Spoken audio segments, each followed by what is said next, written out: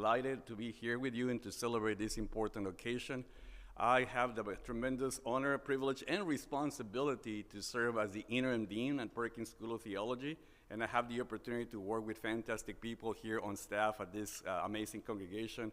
I am delighted that we have this celebration. Perkins is committed to racial equality, to justice, and multiple items that bring us all together. We believe that the Baptist House of Studies is not only a place at Perkins, but we are reciprocally transforming the life of our students in theological education. We are equal partners working together for the common good. And so I'm delighted that we have here. Thank you, Dr. Green, for putting this event together. If I'm not mistaken, this is the first public event. Absolutely. I am glad. Thank you for doing it. Thank you. Yes, absolutely.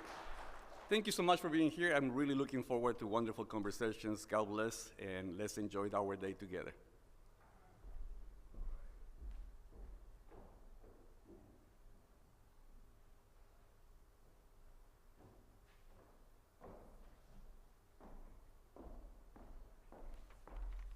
Good morning again. My name is Reverend Taylor. I have the privilege of introducing one of our panelists for today. His name is Dr. Jason Shelton, and he's a professor of sociology and the director of the Center of African American Studies at the University of Texas at Arlington. His research interests concern the sociology of religion, as well as the intersections of race, class, and attitudes about various political and social issues in contemporary America. Dr. Shelton's articles have appeared in Social Science Quarterly, Du Bois Review, Journal for the Scientific Study of Religion, Sociological Perspectives, Journal of African American Studies, American Behavioral Scientists, and XYZ, and other respected publications.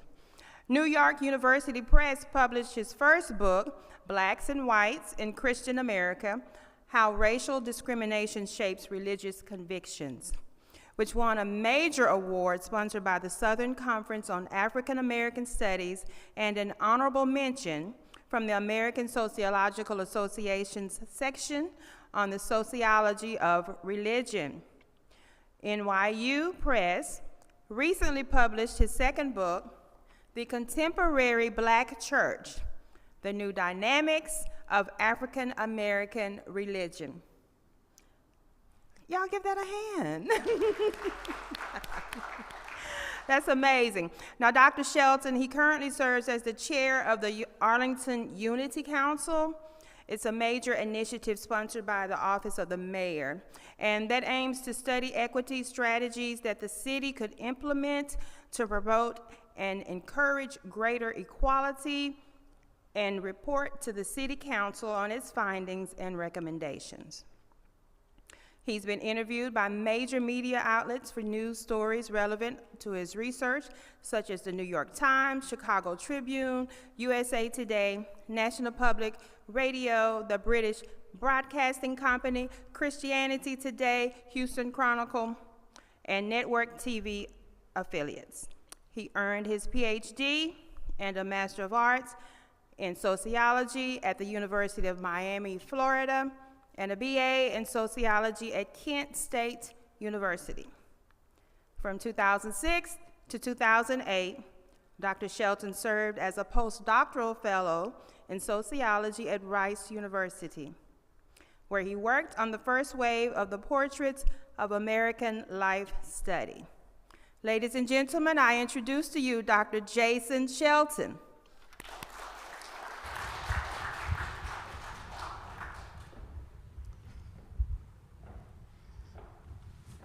Hey, good morning, everybody. Thank you for that wonderful introduction, Pastor Taylor.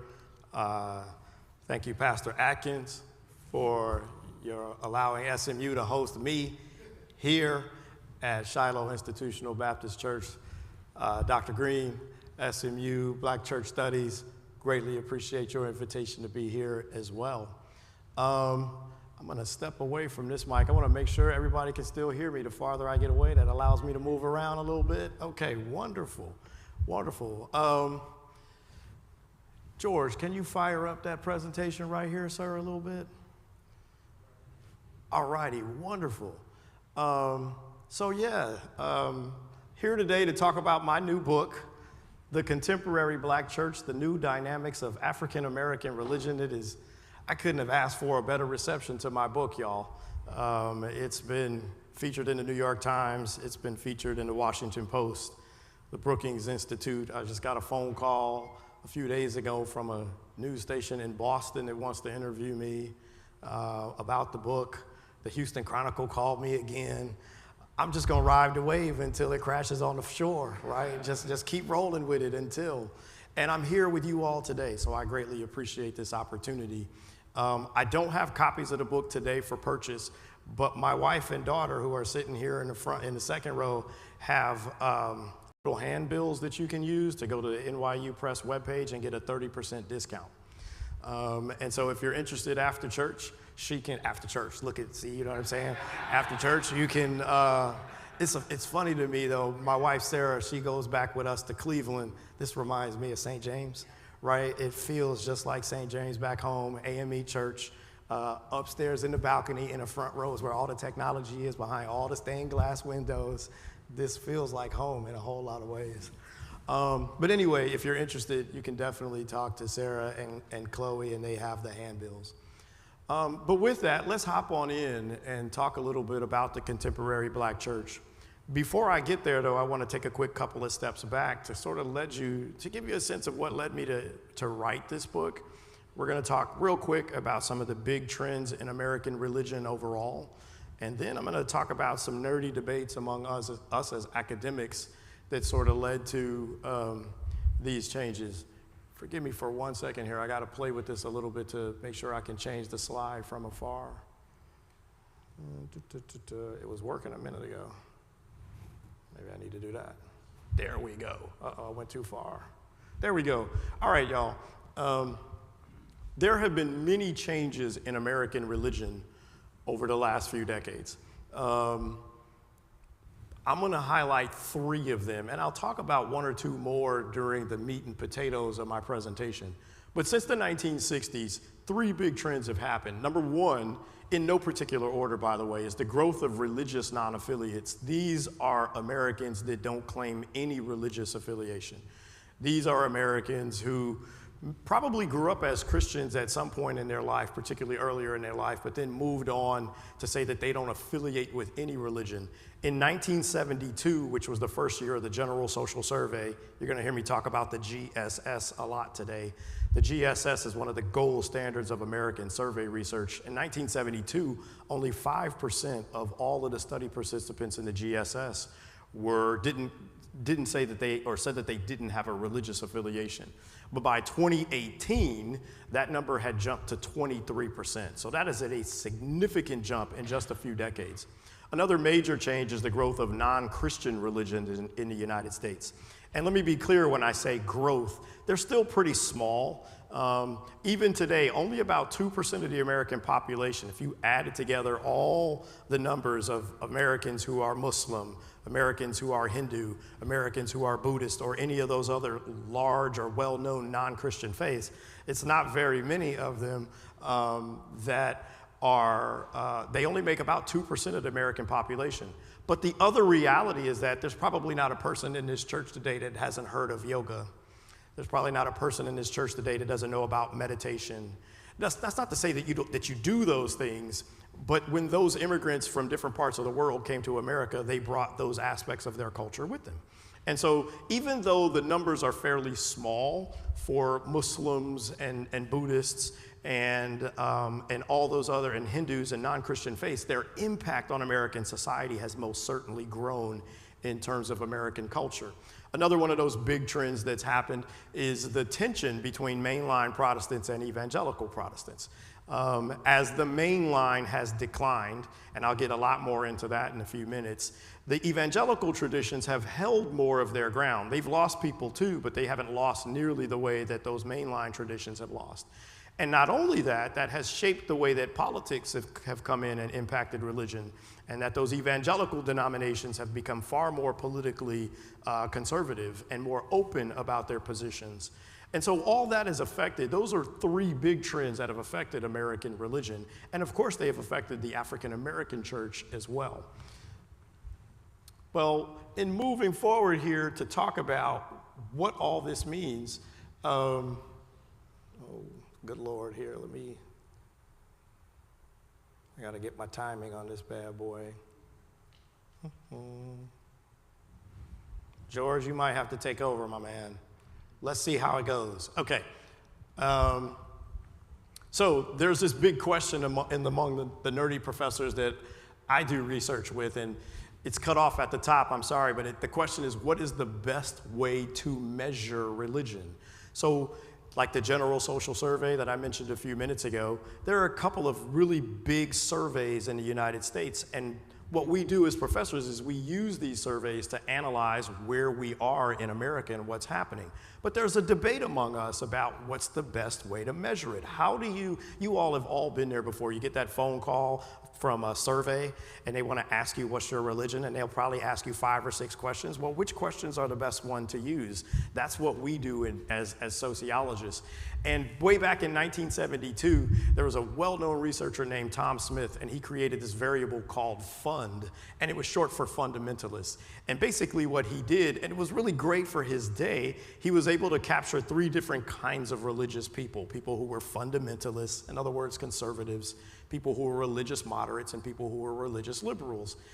It was really rudimentary, but it was better than anything else we had. So Tom Smith's FUND variable was very popular for a long time, until 1987. And there's a great book that I recommend everybody get your hands on.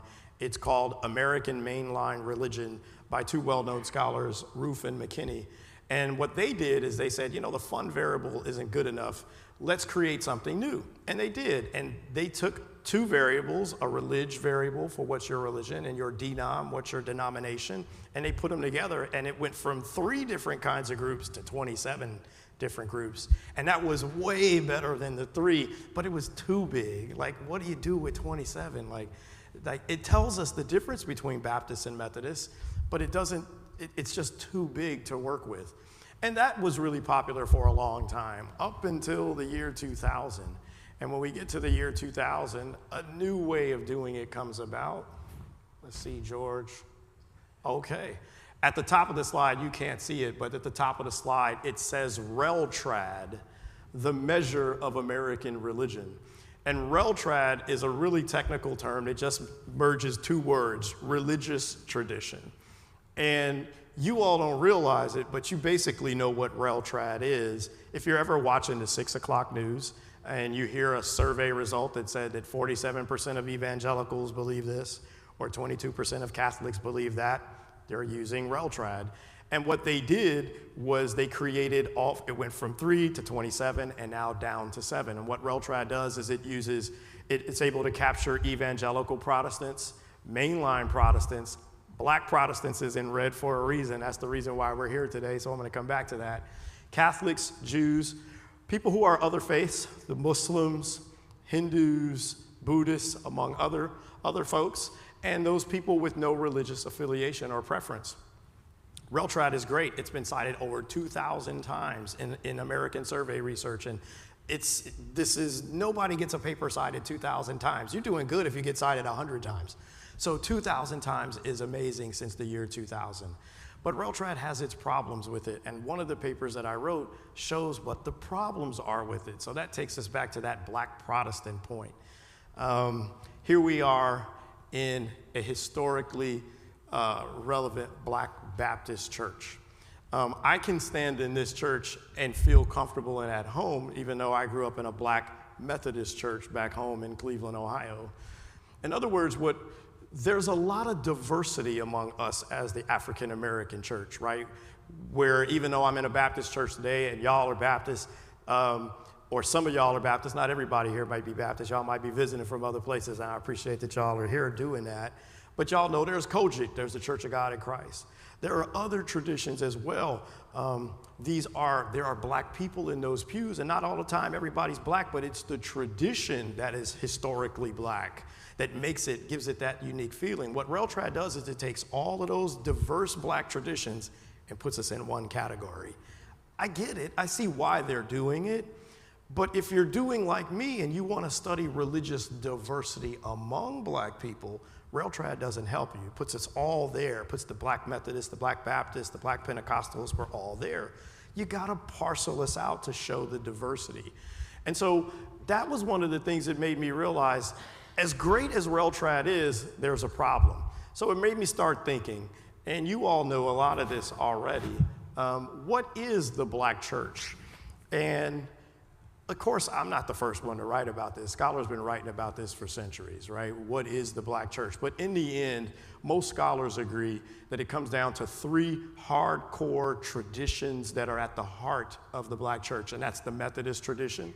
The AME church that I've grown up in for my life was the first denomination established in black America in 1816. But black Baptist churches were around long before the AME church was around. Baptist churches in black America go back to the 1700s, but they hadn't organized into an actual denomination. And so the first black Baptist denomination, the National Baptist Convention of America, comes around in 1895. And the Church of God in Christ was established in 1897, but it would take on a whole different significance after 1906 and the Azusa Street Revival. I'll get into that history later if you want to. But the point here is that when you think about the black church, it's really three traditions, the Baptists, the Methodists, and the Pentecostals, that are really the anchors for the historic black church. But then, of course, in today's world, there's also the growth of non-denominational Protestantism as well. And so as I sat around thinking, if I was gonna revise RelTrad, these are the four traditions that are really the big traditions in today's world, the Baptists, the Methodists, the Pentecostals. And as I would argue, that these are the four traditions that comprise the nucleus of today's contemporary black church.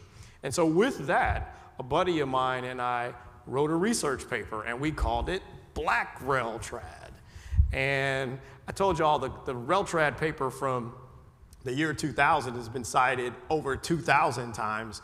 My buddy and I, Ryan Cobb, he's a professor at Rutgers. We wrote this paper a few years ago. We're up around 70 sites. So we doing pretty good, right? We doing pretty darn good, right? Because again, if you get 100 in the course of your career, you're doing pretty darn good. So we making a good way. But what we argue is that the black church is a very diverse institution, and that there are all kinds of stereotypes about black folks and all kinds of things that are true and not true about the diversity of us as black folks. But to show that diversity, what we do is we create three different groups of African Americans for those religious traditions. And so what we show is that the black evangelical tradition is comprised of those holiness Pentecostals. There are black folks that are members of historically white evangelical traditions. So for example, there are black folks who are members of the Church of the Nazarene, or there are black folks who are members of Church of the Brethren, right? There are a lot of traditions that are not rooted in black America that, yes, some black folks are a part of, and those are historically white evangelical traditions. But then there's also the black non-denominational Protestant tradition. And so Ryan and I argue that those are three forms of black Christianity that are a part of the black church, or at least black Christianity. And then you got those black mainline traditions, the Baptists, I'll come back to that one in a minute, Methodists as part of the black mainline. There are black folks who are members of historically white mainline Protestant traditions, black folks who are Lutherans, black folks who are Presbyterians or Episcopalians. And then of course there are also black folks who are Catholic. And so what we argue is that when you really want to know the diversity of black Christianity, you got to break us down to really see how diverse we are. And of course, there are also black folks who are Muslim, black folks who are Hindu, black folks who are Buddhist. And of course, there are black folks who have less organized religion as well. So what Black RelTrad does is it shows the diversity among us as African Americans, regardless of your religious faith. Well, the whole goal that I had was to create Black RelTrad, to write a book with it. to show the diversity among us as African Americans. And essentially, that's why I'm here today, right? Finding a hole in the literature, the classic rel-trad syntax that is so popular, finding that hole and to show why it doesn't work for scholars who just want to study African Americans, to show our diversity, plugging the hole, and then writing the book with it. And so when I first wrote this book, it was not called The Contemporary Black Church. So when I first submitted the book to NYU Press, the book was actually called Religious Diversity Among African Americans: How Racial Progress Undermines the Contemporary Black Church. I'm gonna say that again.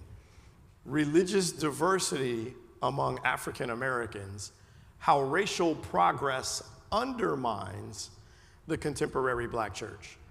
And in this book, the same book that I wrote a few years ago, just with a new title, my argument is still the same. It's just the book is different. The title of the book is different. But here's my argument. My argument is that the Black church has lost much of its power and influence over a diverse swath of Black America that transcends age, residence, and region, of age, residence, and social class. In short, the progress of American race relations has significantly impacted the Black church as it has existed for 3 centuries. African Americans are now largely free to be who we want to be and walk to the beat of our own personal drum. As a result, many seemingly established features of the Black experience have been altered. However, despite various sources of faith-based differences, denominational affiliations drive the strongest and most consistent variation across established groups of believers. There are predictable differences between mainline and evangelical denominational families with respect to how they think about and practice their faith. In addition to diversity inside the Black church, there is growing religious diversity among African Americans overall. So, again, I'm not the first scholar to make some of these arguments, right? I stand on the shoulders of other scholars before me. But I do develop this, and you'll see this a little bit more as my talk evolves. I hope a book that a lot of y'all have on your shelf is E. Franklin Frazier's classic book, The Negro Church in America, 1964. Amazing book. I think E. Franklin Frazier is one of those Black scholars who's sort of been lost in the passages of time. And not just E. Franklin Frazier, W.E.B. Du Bois. Okay, Du Bois is the legend, and his shadow is so big, all the people from his era kind of, he shadows over everybody. Go back and grab that E. Franklin Frazier book, right? Because Frazier knew what he was talking about in some really great ways. And one of the things I think that E. Franklin Frazier gets right is that he was the first scholar to argue that the Black church was losing its influence in Black America, particularly with the Great Migration. He argued that as Black folks left the South and moved to Cleveland and moved to Detroit and Chicago and LA and wherever they left outside the South, they didn't join churches when they got to wherever they went to the same way. They weren't nearly as engaged the same way. And so I use E. Franklin Frazier as a jump-off point to say, again, I'm not the first one to do this. He did this several decades ago to make this case. Another great book that I hope you have on your shelf is C. Eric Lincoln's and Lincoln and Mamiya's The Black Church and the African American Experience from 1990. Great book. This one was really the first one in the modern day to really sort of break down the difference between the Black Baptists, Methodists, and Pentecostals. But that's where they stop. They don't go beyond. The trend of non-denominationalism was really just getting started at that time. So they don't go deep into that. Another great scholar that I use in my book is a founding father in sociology, Emil Durkheim. Durkheim was white, he was Jewish, he lived and died a long time ago and did not write about Black folks at all. But his ideas are relevant to understanding the importance of religion and solidarity among groups. Durkheim argued that when a minority group is small and life is fairly simple, it's easy to stay together when society is kind of simple and there's not a lot of demands on everyday life. But as the society grows more complicated and people get better jobs and they start becoming differentiated by status, it's harder to hold on to your solidarity. He also argued that as a Jewish man, he talked about how religion is critical to to the basis of Jewish American life, that religion helped bring people together. And it provided the basis, the contours of who's in the group and who's not in the group. I think those are two ideas that are really important for understanding African Americans today on the other side of the civil rights movement, where life has gotten far more complicated for us, and the growth of the black middle class, among other things. So in addition to those classic ideas, of course, I'm writing a research book, right? I'm not just running my mouth. And as I mentioned earlier, the General Social Survey, that gold standard, I go back to that. I used the 1972 GSS all the way to 2018. I stopped at 2018 because y'all remember what happened with COVID, right? And so, and my nerdy professors in the room know that we don't really trust data that was collected during COVID, right? The GSS was collected in 1972 to 2018 the same way. They came to your door, they knocked on your door, they did these great research methods to make sure that they had a random selection of Americans that applied to the general public. During COVID, they didn't do that. So most of us don't use the data from the COVID era. And I decided to cut it off right there. But even so, I got 5 decades of data on the edge of the civil rights movement, 1972, right in the aftermath of it, all the way pretty much well into the 21st century. And I'm going to show you today different kind of statistics. I'm able to run trend analyses over the decades. I'm able to run simple frequency distributions. I'm going to show you some sophisticated multivariate stats. I ain't going to go deep into it, I promise. But what I do want you all to know is that I focus mostly on a group of folks that I call American black folks. So in other words, as great as the GSS is, it does include black folks who are immigrants who came to America, but I don't include them in my data file because I want to tell the story of the descendants of the folks who were connected to the historic black church. So for example, in 1972, the oldest black person in the GSS was 92 years old. That means that his parents were slaves. Right? If you go way back, you trace the numbers on it, the American black population are the folks who connected to slavery and segregation.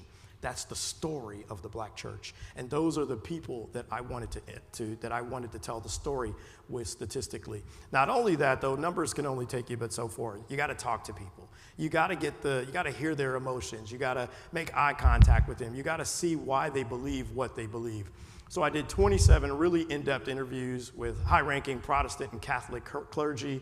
I spoke with people who were not Christians. I spoke with people who didn't believe in organized religion at all. I talked to atheists. I talked to spiritual but not religious.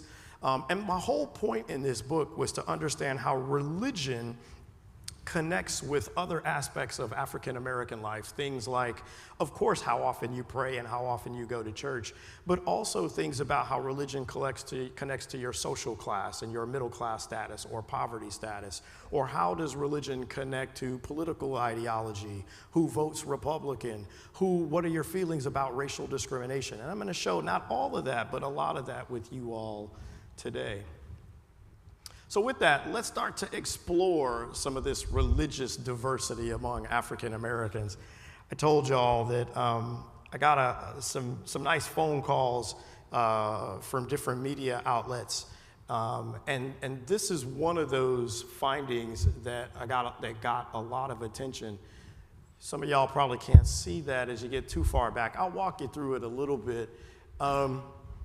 On the left side here, you see black rail trad. Remember Holiness Pentecostals? When you see white evangelicals, those are not white folks who are evangelical. Those are black folks who adhere to historically white evangelical traditions, non-denominational Protestants, Baptists, Methodists, and on down the line. At the top of the slide, the early 1970s data, and then in the middle there's a column that says the late 2010s, and then on the right there's a percent change. Here's what I'm getting at. The Holiness Pentecostal tradition in the early 1970s, in the General Social Survey, only 7% of African Americans were members of that family.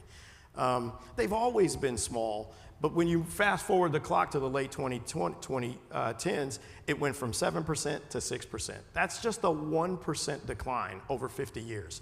They've been small, they've remained small, they've lost a few people. that's not really something that, in my opinion, as a judgment call, as a researcher, I'm not going to wave a red flag over a 1% decline over 50 years. But if you keep looking down that chart, you might see some numbers that are highlighted in red. For example, the non-denominational Protestant tradition that has grown significantly over the last few decades, it was only 1% in the 1970s. Then it grew to 12% by the late 2010s. That's an 11% increase over the decades. That's very significant. But there are even bigger numbers than that. The Baptist tradition has lost 15% of its following over the last 50 years.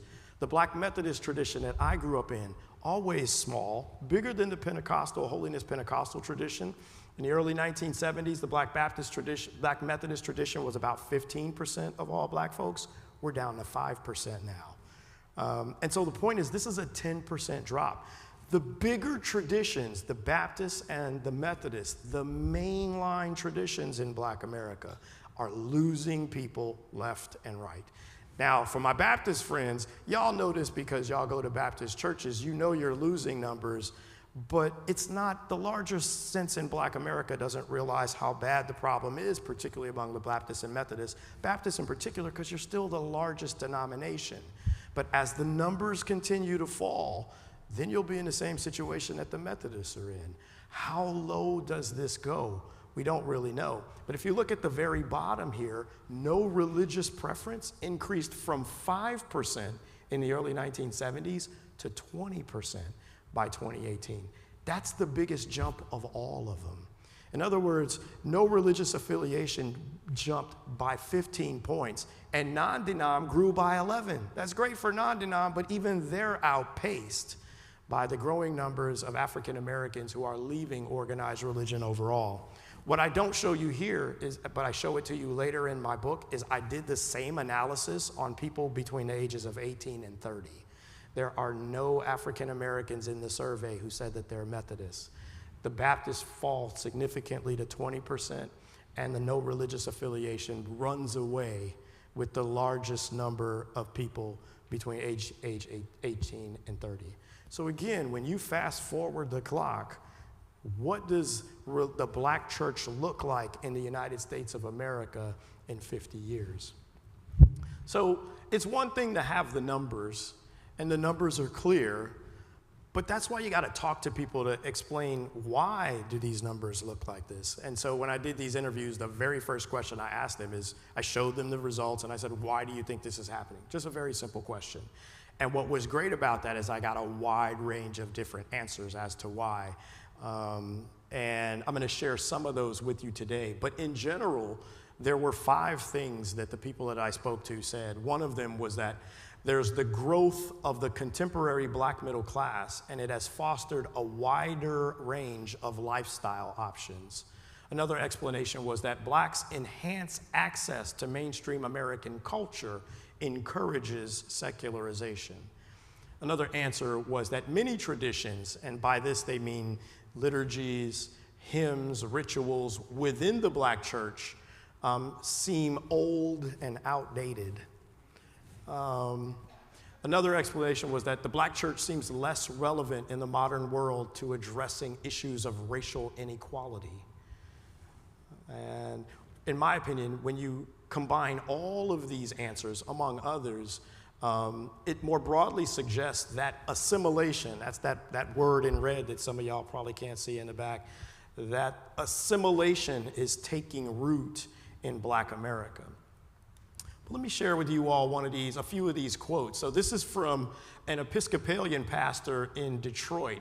He says, I can only speak for my church, but the competition that my church faces is not so much with other churches, but with soccer, basketball, and other activities that parents have their children involved with. For example, a kid at my church is 11 years old and he plays winter baseball because he wants to be a professional baseball player. We are competing with the dignified women's social clubs and all these other interests that people have. They still believe in God and remain affiliated with my church. But sometimes, and more often than I wish to admit, I've had members say things to me like, I'm factoring in one Sunday a month to attend worship. Some of the members of my church articulate that quite expressly. So the composition of the church is changing. Here's a key part I want you to hear, though. It's part of a greater phenomenon of the expansiveness of the African American community, particularly the middle class. Honestly, it may even be extending beyond the middle class. People of all classes now have access to credit cards, cable TV, and many other things that we did not have access to prior to desegregation. So the African American church is facing many of the same stressors that white churches are facing, which is competition with the American lifestyle. We have become more Americanized than maybe we want to admit. So that's one. Here's one that is from right here in the great state of Texas, as y'all Texans like to say. I'm from Ohio. We like to call it the great state of Ohio. I guess they all great. But Reverend Jackson, he's right here in Texas, and he's a Baptist. And his answer to my question specifically was about why the Baptist tradition has lost so many people. And he says African American Baptists are now open to other denominations. And that has probably had the greatest impact on why there has been such a decline in the number of African American Baptists. He says the historic black church was very, very conservative in its thinking. Their frame of mind was to hold strictly to the unadulterated word of God. Yet the contemporary church has gotten away from its traditional views. You're seeing a decline in the Baptist church because of the merging of theology. The Baptist church has been the loser in our theology because it has changed tremendously over the past 20 years.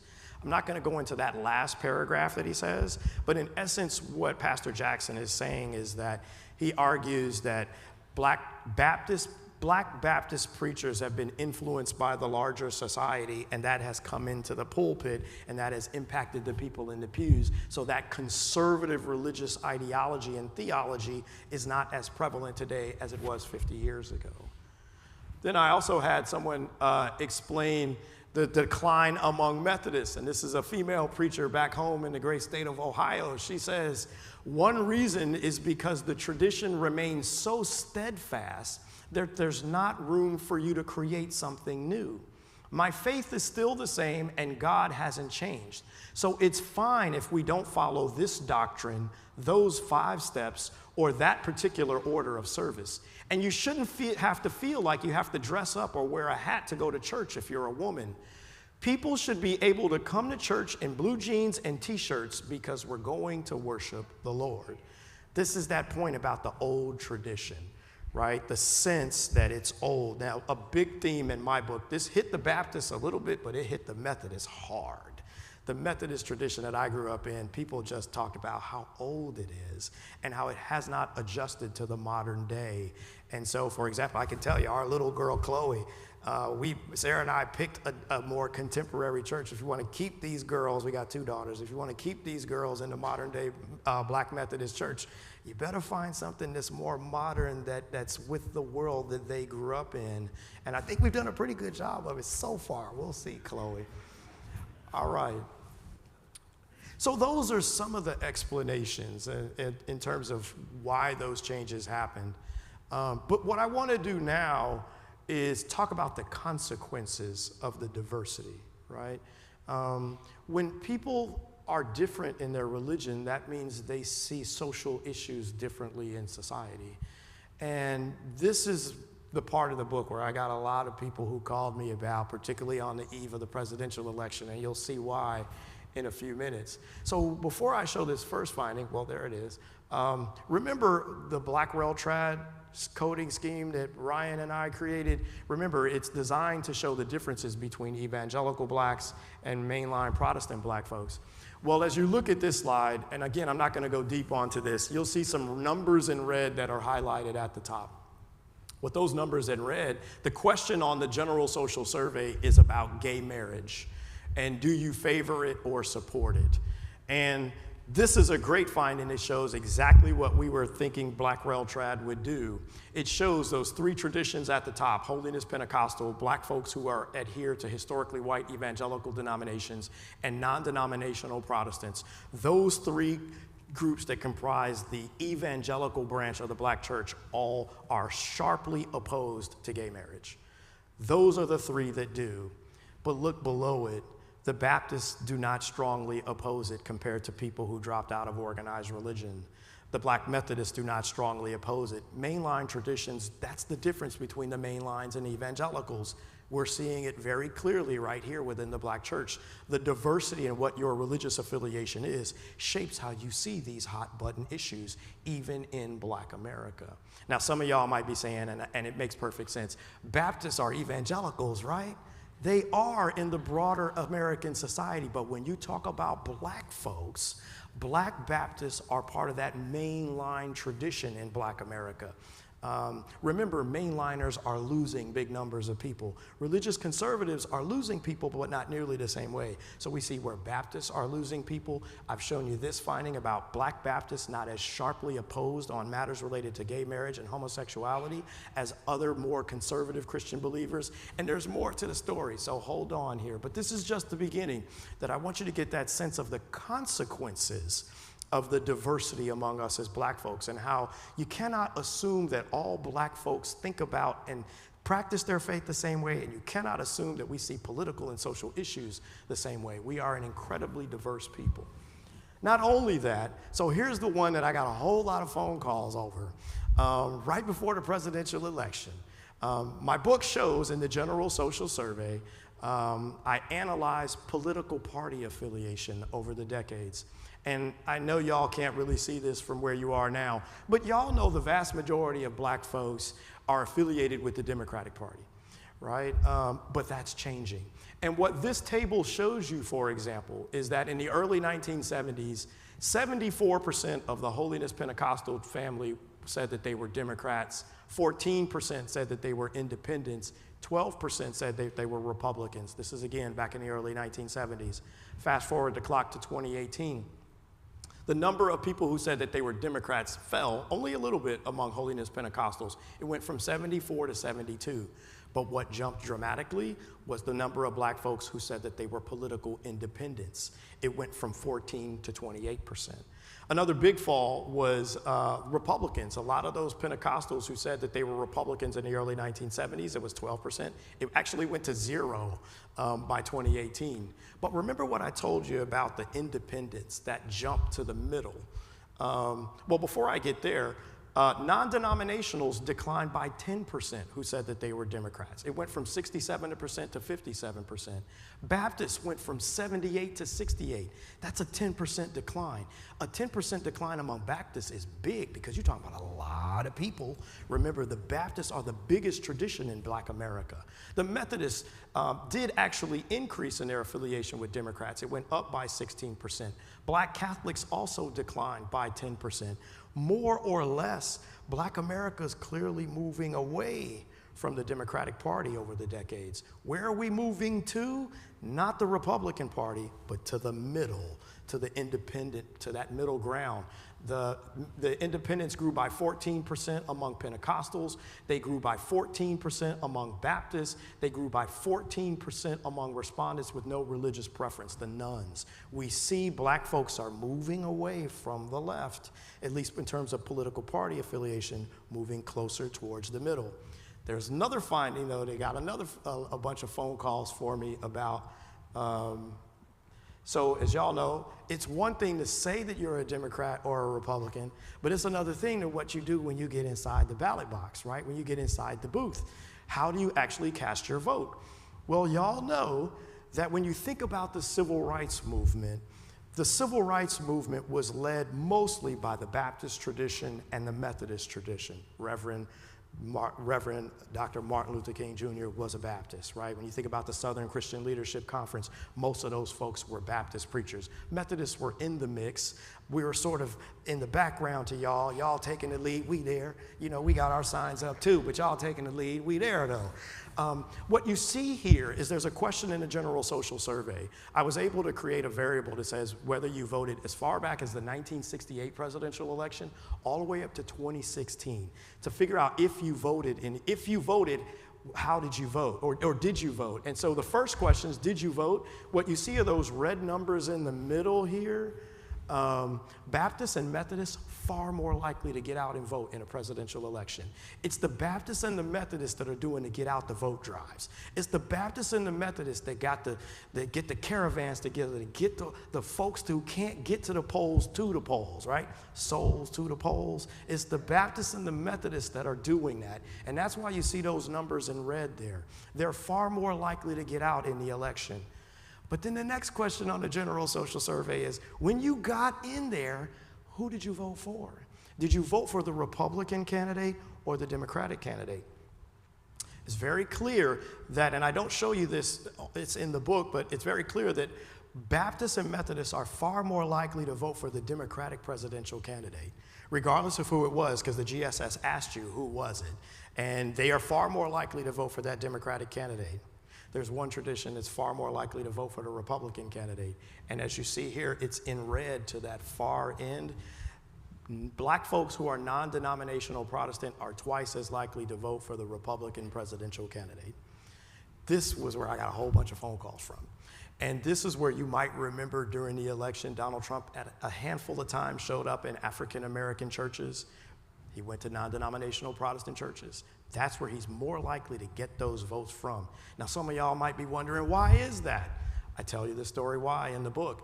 Black non-denominational Protestants are doing pretty darn well in American society. The Methodist tradition that I grew up in was always considered bougie, right? We were the ones where pastors had to have degrees to preach. We had very clear lines about education, who can preach and who can't preach. And for a long time, the Black Methodist tradition was viewed as the bourgeoisie. And that's actually shown in E. Franklin Frazier's classic book, The Negro Church in America. But the Black non-denoms make us look like we just middle class, right? They doing pretty darn well. Black non-denoms have high levels of income, high levels of education. They're far more likely to live out in the suburbs. And for that matter, part of the reason that they vote Republican is they feel like they have a lot to protect personally and financially in their own pocketbooks. Now what you might be thinking of is me versus we, right? The question of community, individualism. It's not just non-denoms though. I don't want to throw them under the bus. You're going to see on the next couple of slides, this is a negotiation that's happening in Black America across a wide range of issues. Me versus we, right? The role of community and solidarity in Black America is dramatically changing. And so you'll see this on this next slide. Y'all know that for Black folks, beliefs about discrimination in the United States are critical to our ideology, our sense of culture, our broader view of society in general, and our situation here in the United States.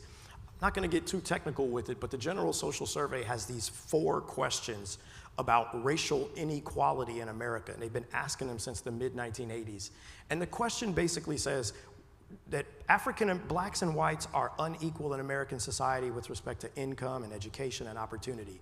Why do you think that is, right? It's a why.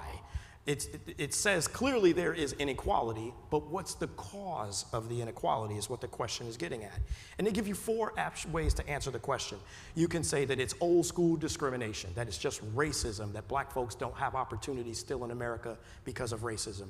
You can also say it's because African Americans don't have opportunities because of education, that the American educational system is, that Black folks essentially are more likely to go to worse schools and white folks are more likely to go to better schools, and that's the explanation for the inequality.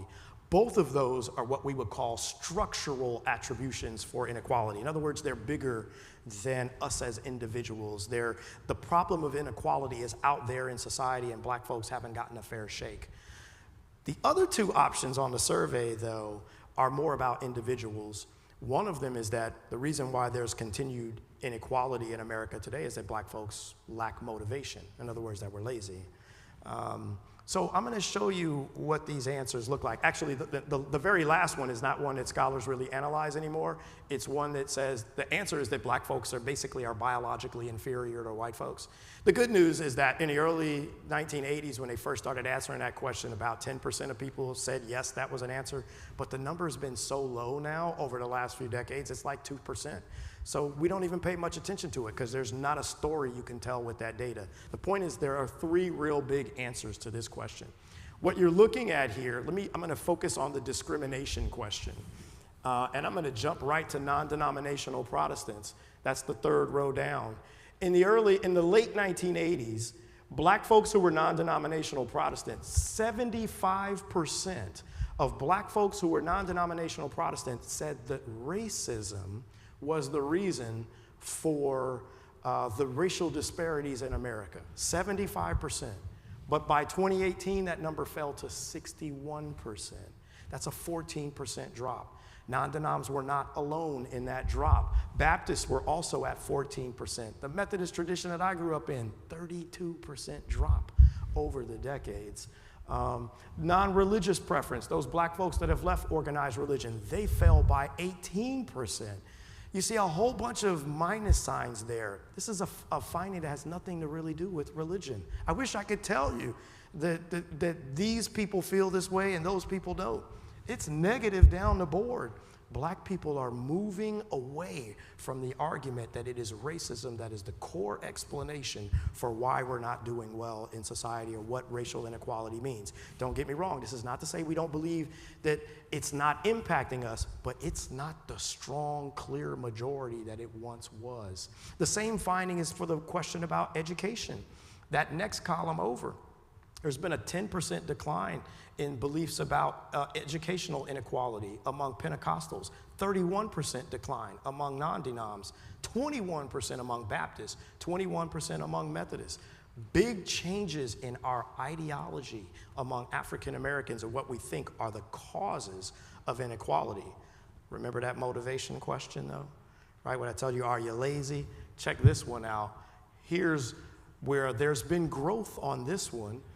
Non-denoms, for Baptists, it went from 38% who said, yes, black folks were lazy, to 53%. That's a 15% increase. For Methodists, it went from 27 to 40. That's a 13% increase. Among black Catholics, it went from 23% to 50%. That's a 27% increase. Clearly, what's happening in black America is we're looking at the question of hard work now. And we're saying, yeah, some of y'all lazy. That's not what we said 50 years ago, right? We didn't make that argument 50 years ago. 50 years ago, the argument is a clear-cut racial discrimination is the reason for this. That's not the case today. Black America's political and ideological beliefs are changing dramatically. So now, y'all, I'm almost done, okay? And so as we get near the end now, the question becomes, what does it mean to be black today, right? What does this mean? And let me also say, I didn't ask this question to the people that I interviewed. This was not one of my 10 questions. What does it mean to be black? This was a question that when I sat down with people, they voluntarily answered. This is where they went to sort of say, hey, Dr. Shelton, I want to say this. And here's one from a guy named Alex Jules. Alex is... he used to live here in DFW. He actually got into hot water here. Some of y'all might remember about 15 years ago, there was some black folks. Alex is atheist. And Alex had some people pay for billboards that promoted atheism in the black community. He had billboards up and he had it on bus stops and all that stuff. And so I had to find Alex. I wanted to hear Alex's story. Let me tell y'all for real, Alex grew up Catholic and he wanted to be a priest. And for most of his life until something traumatic happened. I'm not going to say, I want to save that story for when you read the book one day. He's got a really interesting story. But during the course of his interview, Alex says, after all of near the end of his interview, he says, information is changing the dynamics of our society. This is not just among African Americans, but we're seeing less of a requirement for religiosity in America as a whole. People are beginning to explore, refine, reshape their identities. For the longest time, there was never a mainstream black identity that wasn't associated with some form of religious affiliation. In fact, when you take a look at black identity in the 50s, 60s, and early 70s, you only had a handful of atheists and humanists. Most people don't realize that A. Philip Randolph, Bayard Rustin, Stokely Carmichael were atheists. Langston Hughes has a famous poem called Goodbye, Christ. Here's the key. When you question black identity, there was almost no separation from religion back then. Today, people wonder if there could be something else. there's been a little bit of loosening up of the beliefs about what it means to be black. Some absolute tenets are unavoidable, right? You're going to deal with racism. But things like interracial marriage are much more accepted. Allow a little bit of education to get sprinkled in up in there, and people begin to explore a plurality of beliefs. People start to get comfortable in their own zones, in their own skins, and that's when they really get to play with the answers to questions like, what does it mean to be black? So in my last couple of slides here, y'all, I'll tell you what I argue in my book are the consequences for all of this religious diversity among us. I argue that the collective sense of peoplehood and commonality that was once strong and predominant in Black America has weakened. In its place, individualism is fast becoming a prevalent feature of the Black experience in the post-civil rights era. This is evidenced by African Americans' increasing withdrawal from organized religion and growing propensity to blame Blacks themselves, ourselves, for persistent racial inequality rather than structural conditions in our society. As a result, the future of arguably the single most important institution at the heart of Black America is now at stake. And so are the historic bonds that have tied African Americans together based on the legacy of racial discrimination and inequality in the United States. The main problem with the spread of individualism, personal choice, and privatization is less about religion and more about the struggle that Black folks have faced against persistent racial inequality. Despite the progress of race relations, African Americans still face an array of dilemmas and disparities that reflect our nation's inability to solve our long-standing race problem. If not the church, what will become the new glue that binds African Americans together in solving the problems of racial inequality? Some larger force or institution must emerge, something that is bigger than us as individuals, that will aid in galvanizing and mobilizing African Americans to help force our nation live up to its highest goals and aspirations. Thank you all very much for your time and attention.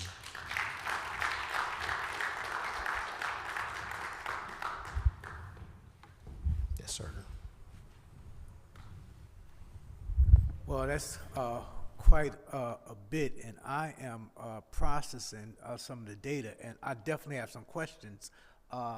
But we want to, the way we're going to proceed is we're going to open it up for a few minutes and take some questions from the floor. Then we'll give a 5 or 10 minute break, and then we'll end it with me asking Dr. Shelton some more detailed questions, and that really tries to tie in everything he said to the theme of the event here today, which is toward the beloved community, resisting domination. So, great time right now for folk who are here to ask questions. We got some mics. If you just raise your hand, yeah, good. We got some questions. Just raise your hand. We got the mic, folk. Hi, everybody. Shari Mackinson. I'm over at TCU down the road from you, so thank you. 2 questions. One's kind of quick because it's technical, and then the other one is more kind of content-based. The first technical question is, when you say the Black Methodists, are you talking about just AMEs and all of the kind of AME descendants, or are you including Black United Methodists, or do they fall into a different category? You may want to come over. You can come back here. Oh, yeah, I'm still up. Great question. So the answer to your question is, I argued in that first paper, the Black Railtrad paper that Ryan and I wrote, we argued that Black folks who attend United Methodist churches, those are overwhelmingly African American. So for example, I won't go too deep into it, but you asked and you're a professor, so I'll go a little deeper. The National Congregation Survey that's out of Duke is one of the great data sources that allows you to see the racial composition of a congregation. And the NCS shows that Black folks, like my wife and I and our family, we go to the Village United Methodist Church in DeSoto. It's 80% Black. Most Black folks who are members of the UMC go to churches that are at least 80% Black. So in that paper we wrote in 2017, we took all the Black folks and we said, if you're Black in UMC, you deserve to be in that Black Methodist tradition. You see what I'm saying? So for this book, the answer to your question is yes. Black folks who are UMC, Black folks who are, of course, CME, AME, AMEZ, all of those Black folks are in the Black Methodist tradition. So that decline is for all of those traditions. So Black Methodists are in trouble, for sure. Your second question? Thank you for that one. Oh, thank you. So the second question is, the GSS assumes racial inequality. So I'm curious if there's a way, or if you were able to talk to more kind of theologically and politically conservative Black folks, and whether or not they actually believe that racial inequality still exists, or were they forced to give an answer because of the way the GSS is written? That's a fabulous question, too. Okay, I'm gonna get nerdy for a minute, because you asked me a great nerdy question. I didn't talk about it on the slide, but if you probably couldn't see it from back there, but the non-denoms, the last question on motivation, you would think that non-denoms would favor that question. It's a conservative answer, that Black non-denoms would say, yes, the reason is a lack of motivation. That's not what they say. The number's negative. Black non-denoms have moved away from the motivation question.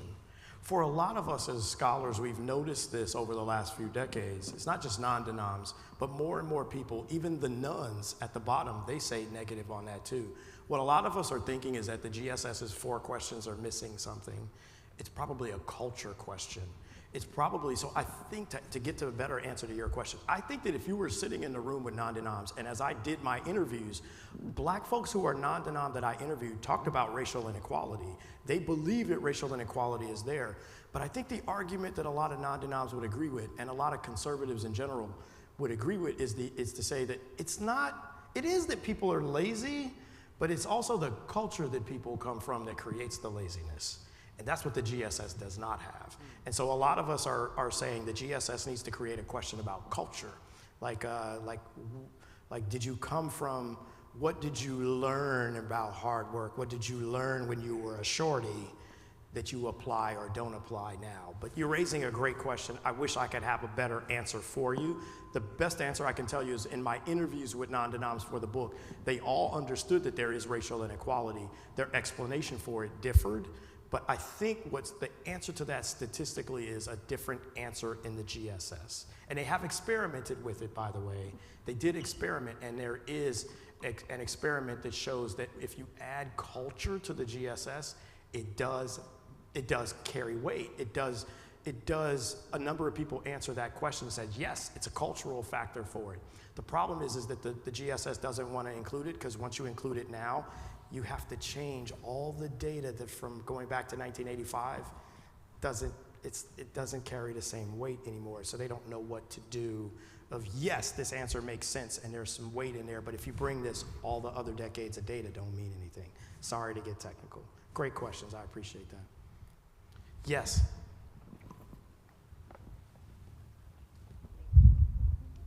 Good morning. Thank you so much for your presentation. I am finishing in May, my arts and ministry, Master of Arts and Ministry. At Wonderful, Perkins. congratulations. Yes, thank you. So I'm a lifelong CME, Christian Methodist Episcopal, all the things. And those numbers ring so true.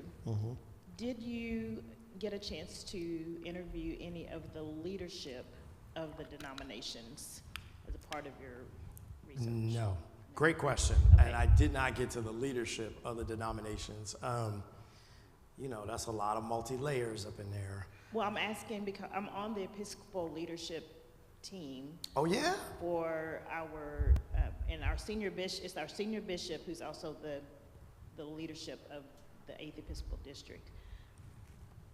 We're about to have a shift because he's retiring. And so it's going to change so much. Yes. It's going to open up so much with our denomination. And so I would be interested in seeing how maybe some of that, just having maybe some dialogue yes, with our our denominations. I'm open to anything and everything. Thank you. If the phone rings, I'll answer. Absolutely. But that being said, also, I will say on a more serious note, my book opens essentially, the nerdy academic world that we live in, we're not supposed to sort of talk about personal things. But my book opens, the setting of my book is my Grandma Shelton's kitchen table. Grandma Shelton's AME, was AME, she gone now. And Grandma Shelton used to be so concerned about my cousin Michael and his flirtations with Islam. And we're 90s hip hop heads. We'd be sitting in the back of St. James listening to Public Enemy and NWA. And Grandma would be like, look, boys, y'all wrong. And we'd be like, at least we're here, Grandma, you know what I'm saying?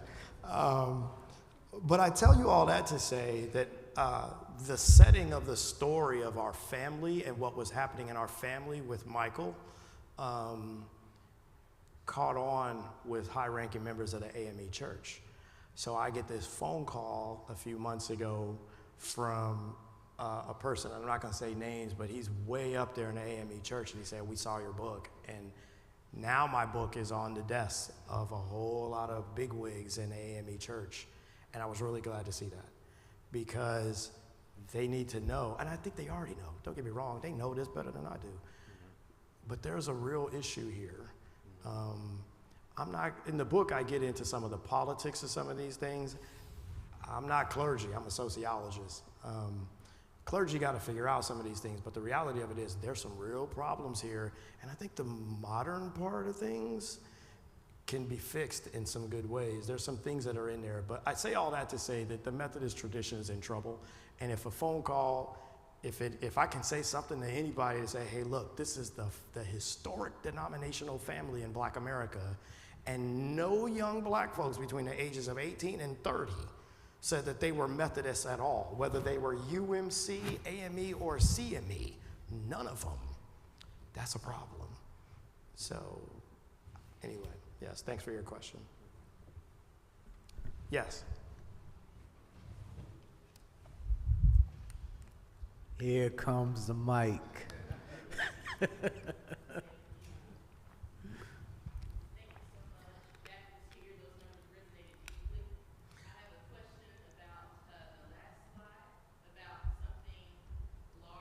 Yes. Yes. You probably give your answer in the book, but did you hear people give projections about what that might be? Great question. To be honest with you, I didn't ask them that. Every question that I asked, and this is my second book now, in the other book that I wrote, all the questions that I ask people are all based on the stats that I run. So I love hearing opinions, but I want to hear opinions based on trends. What explains these trends? And anybody who told me what does it mean to be black, like Alex at the end, that was his way of sort of, after we've talked about all the stats, here's what I think in a bigger picture. No one did, a handful of people did do that, don't get me wrong, but no one had a clear answer about where we go. And I think that's also one of the challenges that we as African Americans are facing. The reality of it is that religion has been glue for us. Like I mentioned early on, the sociologist Emile Durkheim, who was Jewish from France, he talked about Judaism. He didn't use the word glue, but religion was the glue that connected them. Religion is our glue.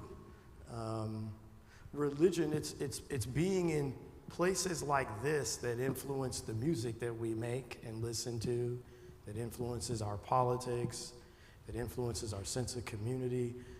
What happens if we're not here? Where's the next place? And it can't be individualism. It can't be that.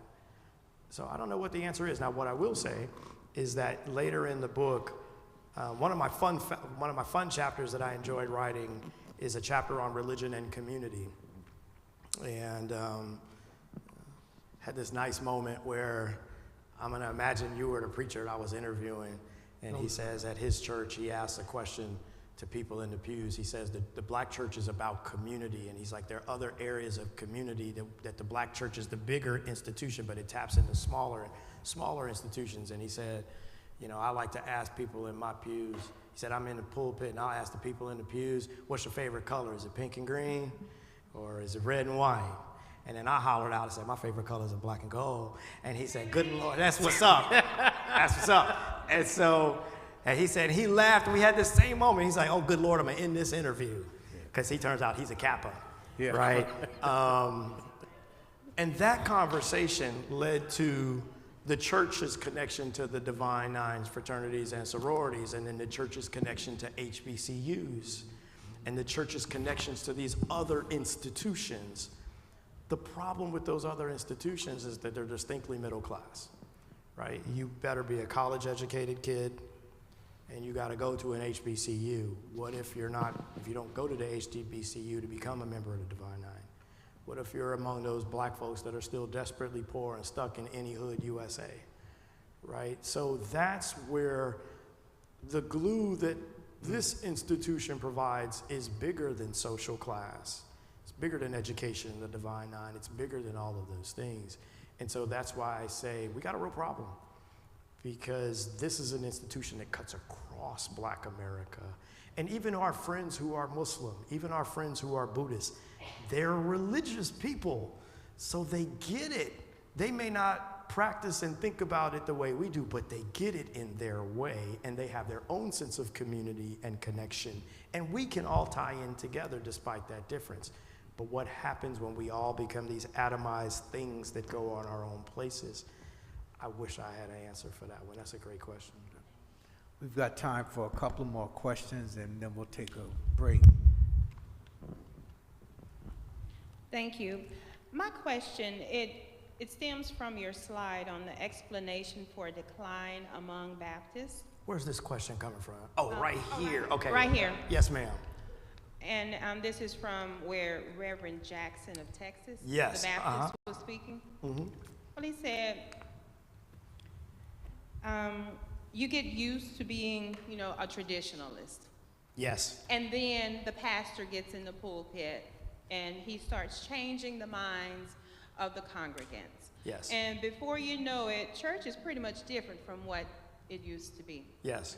So as far as this being a decline among Baptists, was there anyone you spoke to?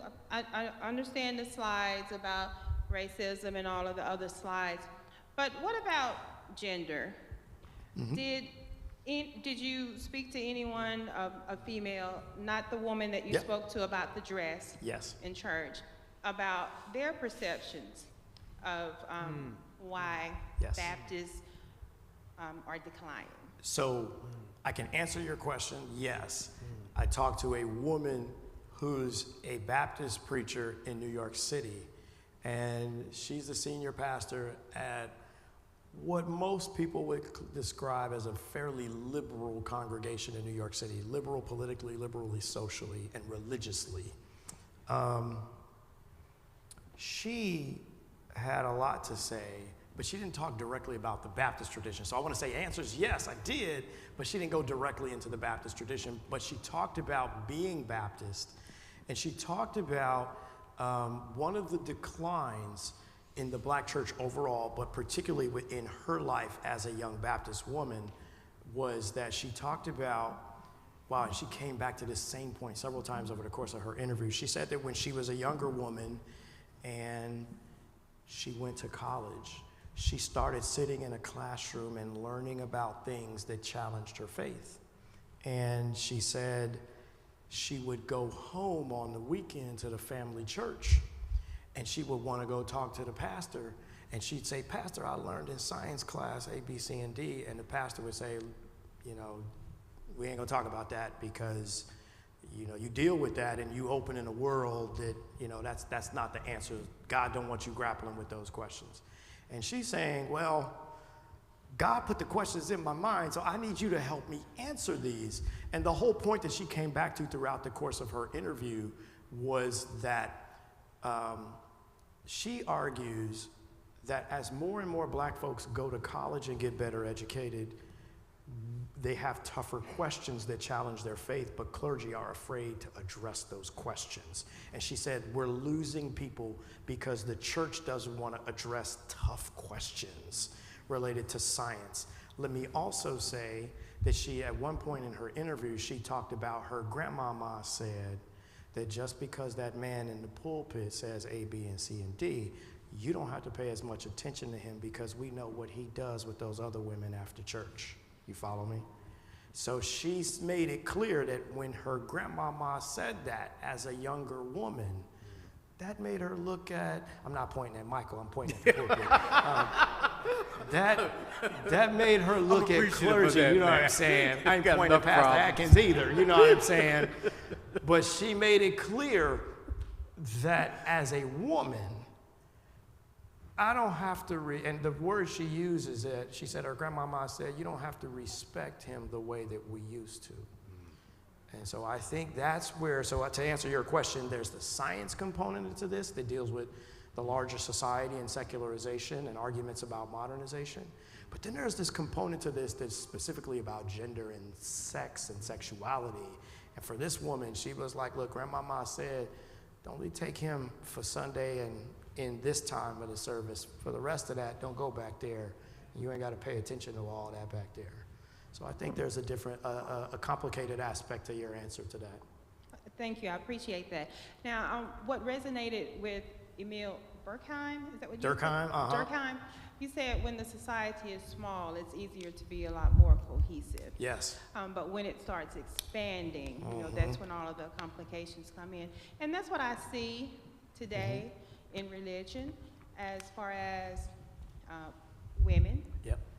There are becoming more women who are stepping into their call to want to be ministers. And as you say, they are kind of asking difficult questions now that we are not receiving good feedback from. Yes. So I would be interested. Do you have anything addressing that in your book? Early in chapter 3, I deal with, you might remember earlier I talked about sort of the racial composition of the churches and why I could put members of UMC in that Black Methodist tradition. I also deal with the fact that in most churches to this day, it's women, Black women are the predominant people in most of these churches. One of the other findings that got a lot of attention really close to the election, y'all remember the argument about Kamala Harris and where were the Black men and where we gonna turn out for Kamala? Well, my book shows, and this was a reporter at the Washington Post, she must have read like every little detail of the book, because she called me and she said, hey, Jason, you got a finding in your book that shows that Black folks who have left organized religion are less likely to vote for a female for president.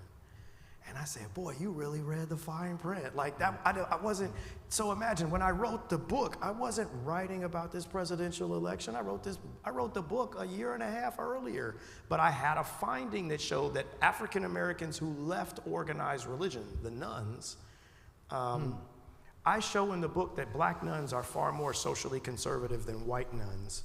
White nuns who have left organized religion are far more politically liberal. They vote Democratic. They're very open on LGBTQ matters. They're very politically and socially liberal. Black nuns are very conservative. And when you dig into the numbers, Black nuns are disproportionately men. And that has, so that's another interesting finding. White nuns break evenly kind of 50-50 by gender, right? If you had 100 white folks in this room who were non-affiliates, they left organized religion, there's a pretty even gender break. If you take that same dynamic and you look at, if there are 100 Black folks who left organized religion, there's 70% of them are men. There's a social conservatism in there that said, yeah, I can't vote for her. And there's those traditional arguments and values about a woman's role. And I showed that in the book, in a side little offshoot footnote. And this reporter read that and was like, yo, do you think that explains why Kamala Harris is having a hard time, or she's raising this issue about Black men in the vote? And I said, yep, that's it. That's part of it right there. Not all of it, but that's definitely part of it. We want to thank Dr. Jason. So what we're going to do. Okay. I'm sorry, Mike. No, sorry. We're going to take a break, 5-minute break. I believe the bathrooms are located. Okay, I'm pointing in the wrong direction. See, I'm quite a shepherd, right? So the bathrooms are located on the left-hand side here.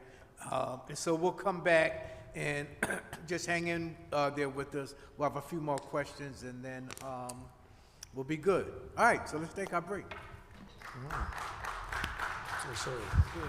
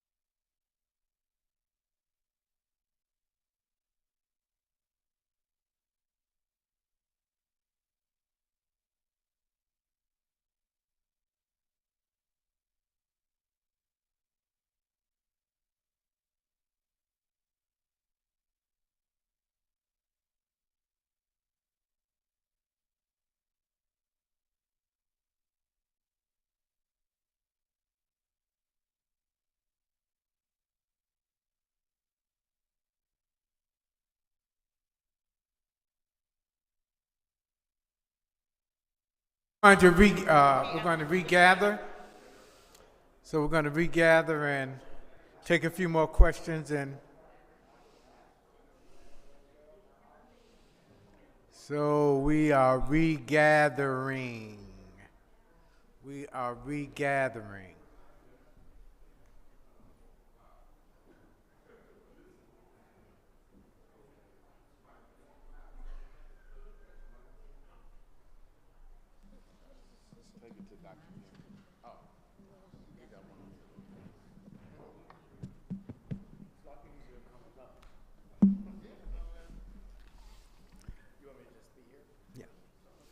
Okay, great. So we're going to take a couple. There were some hands in the back that Dr. Shelton indicated to me and wanted to give those people a chance to ask their questions, and we'll let them ask their questions, and I'll ask a couple of questions, and then we'll have Reverend Atkins come and lead us out of here. Yeah. Hello. Kind of a two-part question. One of the things that I'm saying is that what in your research do you see the element of how far we are quote unquote getting removed generationally from the civil rights movement? Mm-hmm. You know, my parents were the first in their families to go to college. You know, now that my children are getting further and further removed. So what part does that element of time being removed affects the research? And the other thing, I don't know if it's more opinion than research-based, but from my perspective, a lot of the white evangelical mainline denominations have been very successful in recruiting younger African-American pastors in order to position them to advance denomination, and been very successfully moving them into those white, very conservative spaces. Yes. And how does that affect what we see the numbers? Yes, that's a great question. Man, George, I was wondering, maybe there might be a slide that you could show. Is it possible to fire it back up? It's like it's the very first slide. There's a nice little picture painting in there of black folks at church. It looks like Good Times, the TV show back in the day. And it's the first one after that, if you could fire that up. But that's the answer to your second question. The first question was about the civil rights movement. And I have to be honest with you and say I don't have any data on that I can call off the head, or an article that I've read that I can call off the head that talks about the current generations in Black America and their lack of knowledge of. Actually, I can tell you there was a famous study that was done 15, 20 years ago, and they went around the country and they asked young people in elementary school, whether regardless of race, black, white, Asian, Latino. Imagine, I want to say this was between kids who were in the 3rd grade and maybe the 8th grade. Not 8th grade, it wasn't that high, but like 3rd grade to like 6th grade, and they ask you to name 5 people in Black history. All right, so imagine they came to your school and just said, give me 5 names. Who do you know from Black history? What would y'all guess? What do you think was the #1 name that most of the kids said in terms of a name from Black history? What would y'all guess? Oh, wow, listen to y'all, good. The #1 name that the kids said was Martin Luther King Jr., okay? The #2 name that the kids said, so I'm gonna let y'all guess this one. Now let me tell you, 90% of the kids said Martin Luther King. Like, it was an overwhelming number. It was even higher than 90%, right? Another name that a lot of kids know, who would you say, connected to the civil rights movement? Rosa Parks. And the number falls from 90% to, like 80% of the kids knew Rosa Parks.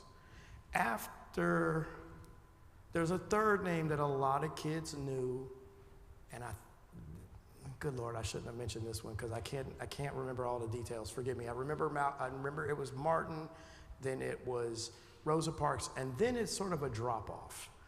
And then after that, there's like a mix of names that are said. I heard Michael Jordan, and they did say Michael Jordan. They said a handful of kids said Jackie Robinson.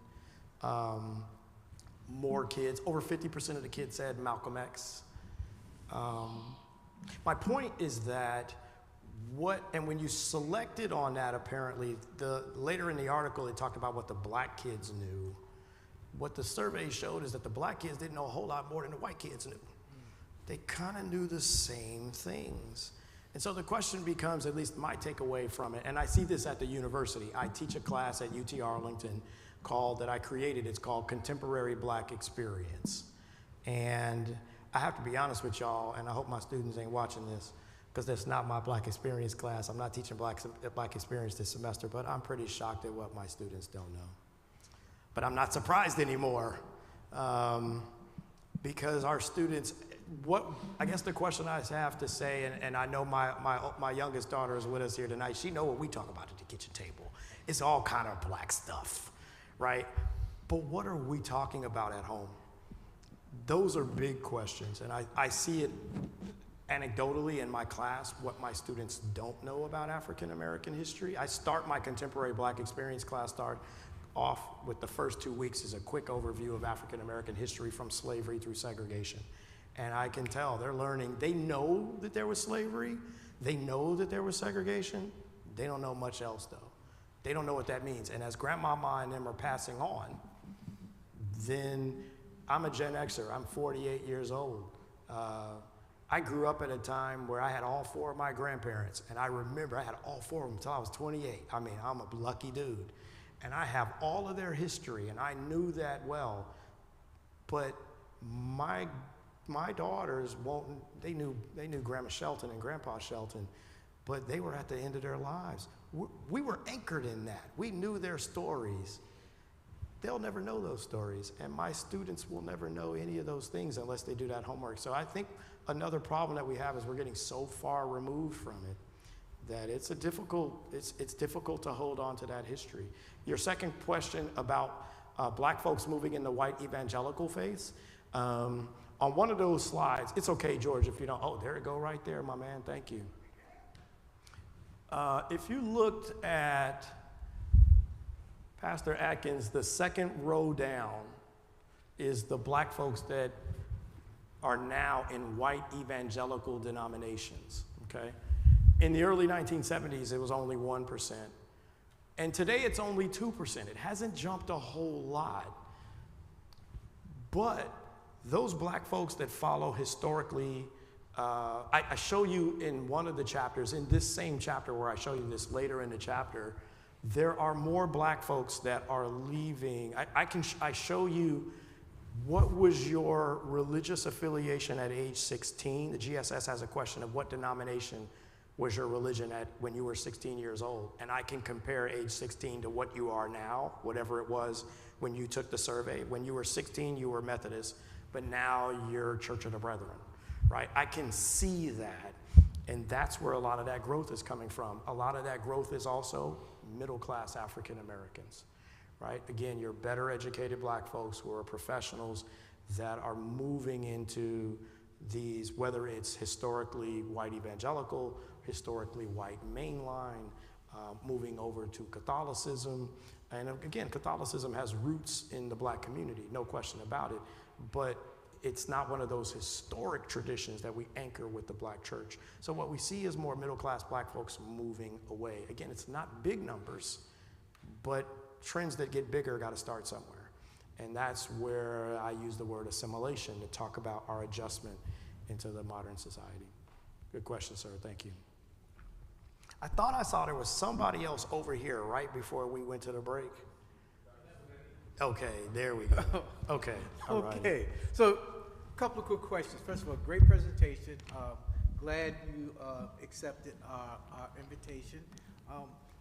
So one of the questions that came to my mind, and you do discuss it in your book, what is the criteria for defining the black church? I mean, what makes the church black? Oh, yes. Okay, this is a great question. So remember when I told y'all earlier, when I first wrote the book was called Religious Diversity Among African Americans. And as you read through the book, I use that phrase all the time. The point of religious diversity among black Americans, that was the name of the book. until NYU was like, nah, we're gonna call your book Contemporary Black Church. Like, that's what we're gonna call this book. If you want the deal, that's what we're gonna call it. You know what? I want the deal, that's what we're gonna call it. As I'm writing the book, though, I'm starting to think more and more about some of these issues as it. Okay, wait, hold on. I got lost. I shouldn't have told you that story. Go back to that question. What was your first question again? What was that? So the question is, one of the ongoing critiques in your book, I think. Oh, what is a black church? Yeah, okay, right, yeah. Right. So I send in the book to NYU, and the reviewer writes me back and says, and I think I know who the reviewer is. So this person says, Jason, they referring to me by my first name, so you must know who I am. Jason, you need to tell us what is the black church. You need to define what is a black church. And I'm thinking, really? Yeah. Do I have to statistically define what is a black church? And then I realized this reviewer's on to something. Maybe this reviewer didn't know what they were on to, or maybe that person was exactly on to it. If I have to define what a black church is in the modern day of the year at that time was 2023, if I have to define what a black church is, that means people don't know. That means my book is more relevant than I even thought it was. And so I do early in the book, I define what a black church is, and I have to do it statistically. So to a question earlier from the faculty member at TCU, what's your name again? Shari, thanks for coming, Shari. You came a long way. I appreciate that. I mentioned in answering Shari's question the National Congregation Study. We call it the NCS. The NCS has two great questions in it. It allows you, so if you're in the GSS and if you are a part of the GSS, and you say you go to church, the NCS wrote a grant and said, okay, for all the people who said they go to church, we want to talk to those people and learn about the kind of church they go to. So the NCS is part of the GSS where these people, if you said, yes, I go to church, the NCS called you and said, what's the name of your church? And then they came to your church and they did an interview with Pastor Atkins. And Pastor Atkins, I'm just making this up, but Pastor Atkins told us about the name of the church, its location, the composition of the church, how many women are on staff or clergy. You answered a whole bunch of questions. So what we're able to do now is to define a black church, at least I did. To me, what qualifies as a black church today is your senior pastor has to be black and 80% of your congregation has to be black. That's how I define what a black church is. Now, there are black churches that are out there, and I showed this, or there are some churches that are out there where 80% of the people are black, but the clergy is, the senior pastor's white. They're not part of my study if you're in the NCS. But the mere fact that a reviewer asked me to define what is a black church, I thought was really important, because no scholar has never had to, I'm gonna say no scholar. I've never read a book that said, here's what a black church is. But I think we're at that point in today's world that we've got to define it. Yeah, I think a good example would be Paula White, right? So I look at her and I see her on TV, and she's got a congregation that is clearly predominantly black, and probably more than 80, at least 80% black. So the question is that a black church, or if we're talking about a black church, how are you defining that? So Yes. I appreciate that. So, last couple of questions. Sorry. We just got finished just a few days ago with the annual celebration of MLK's birthday. And the theme of our gathering here today is the beloved community resisting domination. And King's conception of the beloved community, as you probably know, is centered on the creation of political, economic, and religious spaces within which people could flourish. But one might not know that from our annual celebrations.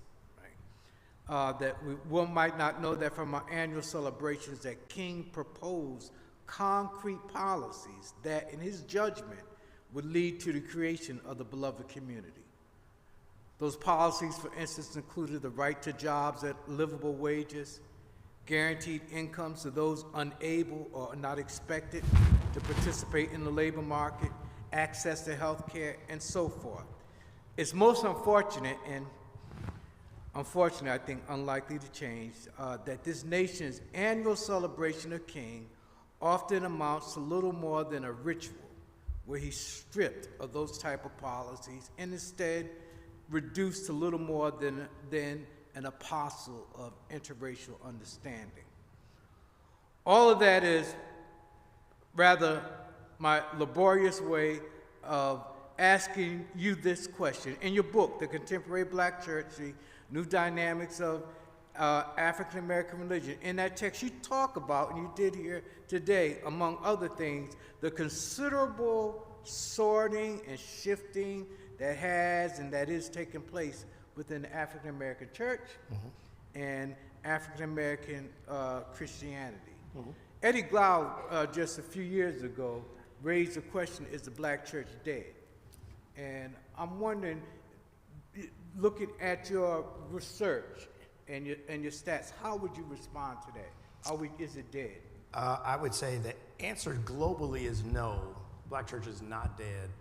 However, this is what I think is important about what I was trying to do with Black Rail Trad. You got to pull. Let's look at the black church, the sum of its parts. Let's break it down and look at those individual denominations. And this is not my word, but as you get into the book, there are Methodist pastors that I'm talking to that are saying, we're in trouble, we're almost dead. They're using the word, not me. There's actually one pastor that I interviewed who talked about the woman pastor that I shared her arguments about the way you're supposed to dress, the way you shouldn't have to be formally dressed to come to church. She says that our tradition is in a lot of trouble. And she's saying that maybe we have to die. And she's saying, we're going to come back, but we'll come back and look different. And maybe that's what has to happen, is that the tradition as we know it has to die for something new to be created. So I don't think that the black church in general is going to die, but I do think that certain traditions are in a lot of trouble. And what I also did say to y'all, you might remember the analysis that I ran, I told you about near the end of the book, and I show where I just used 18 to 30-year-olds, and there were none of those young people were Methodists. I did, in that same analysis though, remember early on I'd said that the Pentecostal tradition went from 7% to 6%.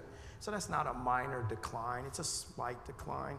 Well, in that same analysis between 18 to 30-year-olds, that it went from 7% to 6% and then down to 3%, right? So now you see among the Pentecostal traditions, among the young people, they're not there the same way among the youngest generations. So there's a red flag there for them too. So I think in general, the Baptists have a lot to say, hey, look, y'all lost people too, but got to be careful. The sum of the parts are here, though declining, but certain traditions are in a whole lot more trouble than others. And I think that's the way we need to look at it is, and again, some of those Methodist pastors were using the word death. We're in trouble. What do we do now? And when the AME church called me and said, and what they did is they asked to purchase, they sent 30 copies of my book. They purchased 30 copies of my book and they sent it to as many of the big wigs and the overall leadership of the denomination as they could. And apparently it's sitting on their desk. At some point they'll read it and I guess have a conversation amongst them about where we move forward as a denomination. That's what has to happen to avoid death. There's got to be some real conversations and comprehensive conversations about where do we go from here. Yeah, because one of the things that I'm thinking of as I sort of mull over your presentation and the data that you presented. So you've got a situation, for instance, where you have Methodists losing members. You've got Baptists losing members. You know, some of the core religious institutions of the black community. But you've got an increase in evangelicals. You've got an increase in people saying, spiritual, but I'm not religious. Yes. Right? And in King's, articulation of the beloved community, the black church played a central role and the realization of that community. So I'm wondering what happens. And this, for us, it's to kind of speculate and hypothesize about what that implies in terms of the black church's role or capacity, maybe a better word, to play in the realization of the beloved community. I think the black church still plays a very critical role in that, and always will. One of the things that I appreciate what you said about Dr. King and our celebrations of Dr. King. One of the things that we have to remember is that at the end of my first book that I wrote with Michael Emerson, it's called Blacks and Whites in Christian America, and we argued that, and y'all know this as theologians better than I do, the last chapter of Dr. King's last book, Where Do We Go From Here? And he talks about these 4 things that need to be done, and he does talk about, love and unity with everybody, because that's what a good preacher is going to talk about and should talk about.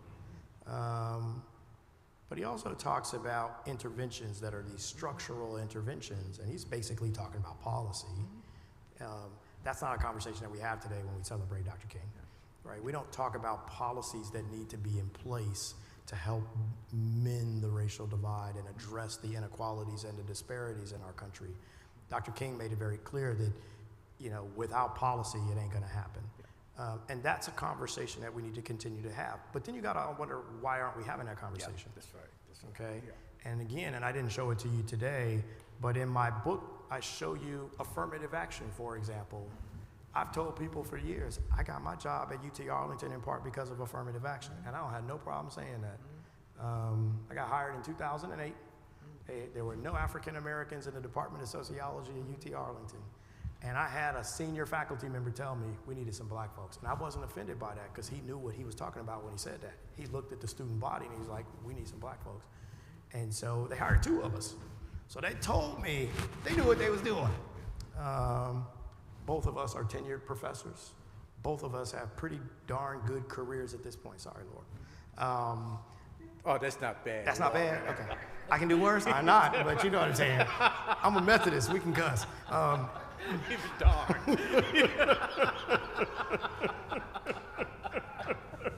But the point here is that I show it to you in the book that African Americans aren't supportive of affirmative action anymore. If you follow it over the decades, we're pretty much opposed to affirmative action.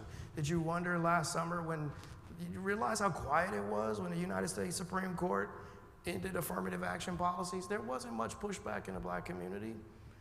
Data in my book shows very clearly we're more opposed to it. There was a time in the early 80s and late 70s, we were in strong support for it. Not so much today. And I think, again, it goes back to the idea that we've been questioned in our careers, and we don't want to be questioned. We know we're smart. We know we're talented. I don't need the policy. I'm going to do my thing. I'm going to show you how talented I am.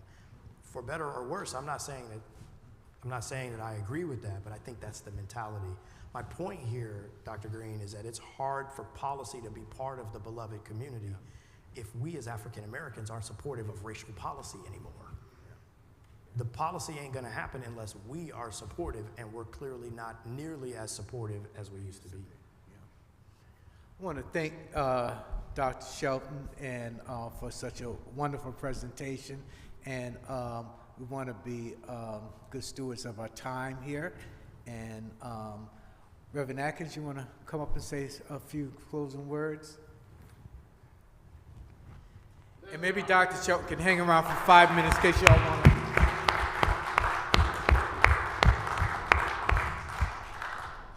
I want to thank you so much. I was telling Dr. Shelton during the break I could stay here all day with this. Because as the pastor of a church that's 136 years old, this is a very relevant conversation. Just last thing, I remember a lady told us a proverb. She says, until the lion tells the story, the hunter will always be the hero. So I think I've been challenged that for so long the African American church has assumed the congregation knows the story. And until we take the power of storytelling back, then we are a part of the decline and not fighting against the decline. To God be the glory. We have so many challenges, but we thank you for this time. This is so important, and let's give him a hand again for all of his work. I think more conversations like this must be had because the institution of the church is where I find my roots. It is because my grandmother brought me here in those storytellings that we don't want the next generation to lose the power that we have. But we pray that it has been fruitful. We pray that you'll go back into your circles and continue the conversation that is so important to our community. And Dr. King and his legacy is more than just a shopping day. It's really a day of reflection. But we have almost given that away. But may God bless and may God keep you. May God let his face shine upon you and grant you his peace. And everyone who loved him said together, amen.